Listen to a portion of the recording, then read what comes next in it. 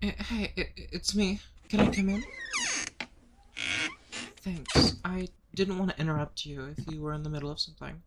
It's very important, and we need to figure it out as soon as possible before things go terribly wrong. Um, well, the thing is, and I know this isn't something you ever expected to hear from me, being an angel and all, but I messed up badly. Yes, I know I'm an angel. We're supposed to be these near perfect celestial beings, aspirational examples to which humanity can look to for guidance and so forth and so on. But that's the problem. We're near perfect. Taking a corporal form is bad enough, since that comes with its own limitations.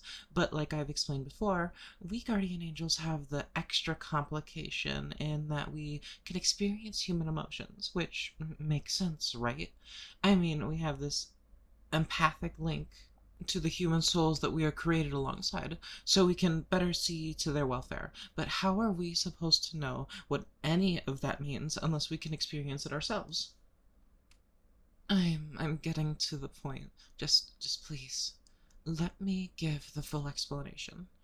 Guardian angels are supposed to make up this potential flaw, as well as our relative autonomy, by doubling down on our commitment to self discipline, to take the purpose for which we were created as seriously as possible. But apparently, I misinterpreted what it meant to be committed. I have not just been applying that to caring for you, I have also been committed to you. That's why I was just in the meeting with my supervisor, for lack of a better term. A disciplinary hearing, if I'm being more precise. Hey, no, don't worry. It's not catastrophic. I'm not being cast down to hell or anything. I haven't done anything to merit that level of punishment. And none of this is reflective of you and your actions. You are, as of right now, still 100% in their good graces. Although I probably shouldn't have told you that. Oh, I'm just digging myself an even deeper hole. You want to know what I did? I suppose I might as well let you know. Oh man, I did too much, if I'm being honest. Revealing myself to you so early in your life when you weren't experiencing a moment of crisis was bad enough, but then I just kept doing it because of how compelled I felt to care for you. When you were sick last month, I kept you cozy in bed and fed you soup instead of simply giving you your immune system an extra boost. When you were last looking for a job, I was supposed to nudge you in the direction of a position that was best suited for you. Rather than doing that, I also helped you write a resume that was literally perfect and helped you rehearse job interview questions. When you have a long day at that job, I even go so far as to make sure you have a tasty, nutritious dinner and take care of the chores around the house.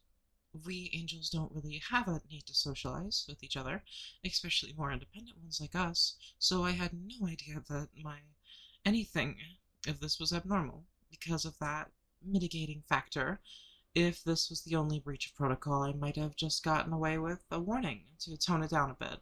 But I did something worse, something way out of line.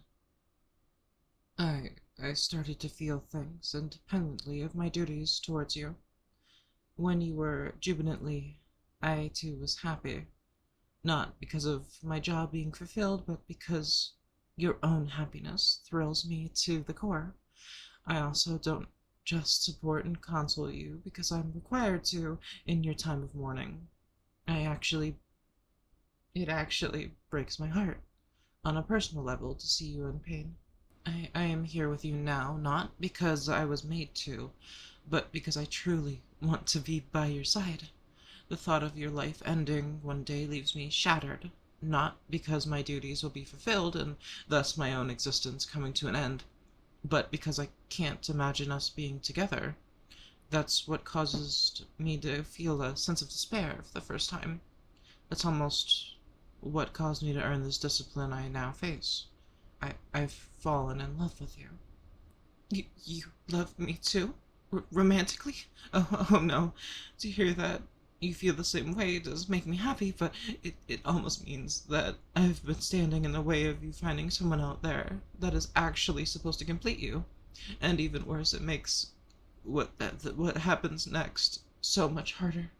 I've been given a choice, and it needs to be made soon, as in now. It took humiliating and desperate begging for them to give me the chance to ask your opinion on what happens next, even though you will never know how it affected you after this. Option 1 is none of this ever happened. I'm not simply referring to a memory wipe. One of the real higher ups will simply prune the branch of time's tree so that this and any other timelines where I stepped out of my duties don't exist. You will be merged into one where you made the decisions that led you into the same positions as you are now, just without me. There are a number of existing cases, much like my own, where this route was taken that are on file. It's not the most appealing course of action, but at least we know the outcome. It's safe. I had a feeling you would immediately turn that down. You've always been a little too headstrong for your own good. Option number 2 is they give us a chance. Some new result in time is written where I am created not as an angel, but as a mortal with a soul. This way there is a possibility, however remote, that we can find each other again. What exactly this looks like is above my clearance, though. Also, what that of my supervisors, and even the ones above them in our hierarchy. Since it's a more fundamental altering of time, none of us know if this route has ever been chosen, let alone what it might look like. It completely and wholly uncertain what my life or yours will be like. That's the choices that have been given to us. What do you think? Think that if I weren't ready to give up the safety and surety of my existence as an angel and embrace all the pain of a mortal life, just for the tiniest chance of being able to be with you, I would have taken the first option without consulting you. But it's not fair of me to just make the choice based on my own wants. So again, what do you want out of this? Wait a moment. You'd take option 2 not because of the chance to be together while we're mortals, but to be together afterwards? What are you... I understand now. Even if we don't find each other in the mortal realm, once I have a soul of my own, we can be together in the afterlife forever. You love me that much? Enough to forgo finding true love in this life? I need to hold you. I need you to hold me. Well, we still have time. I don't know when or how they'll know we've made our decision, but I can't before anything else happens. Please, kiss me.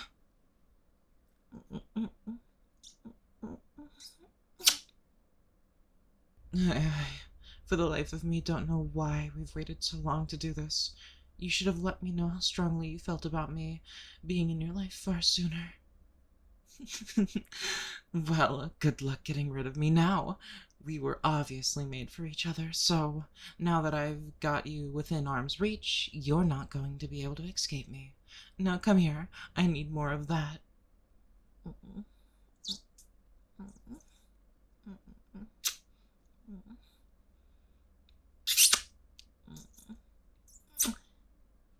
So, how do you want me to go about letting the folks on my end know that we're together now?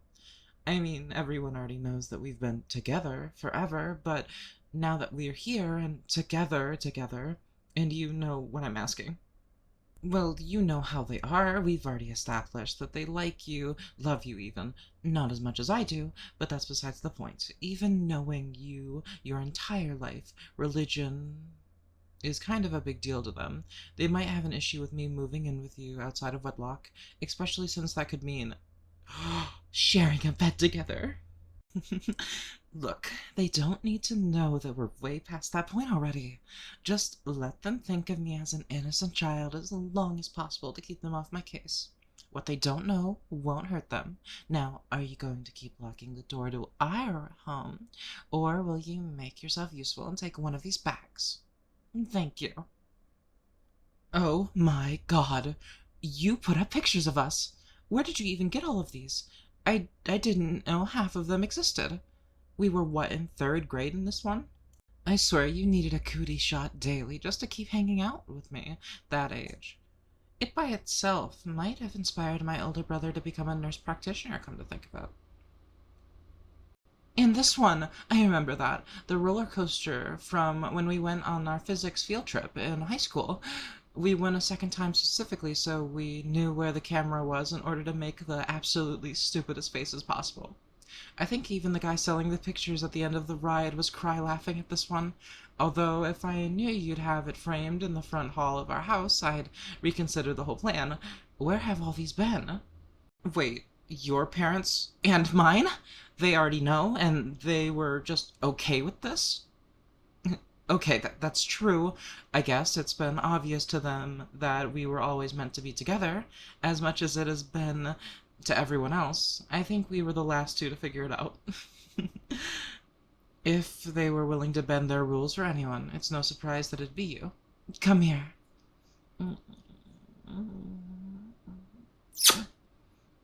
I love you so much, and I'll make sure you know it every day for the rest of our lives. You'll not once regret us making this decision together. I promise. I can't wait to make the most of this new life with you.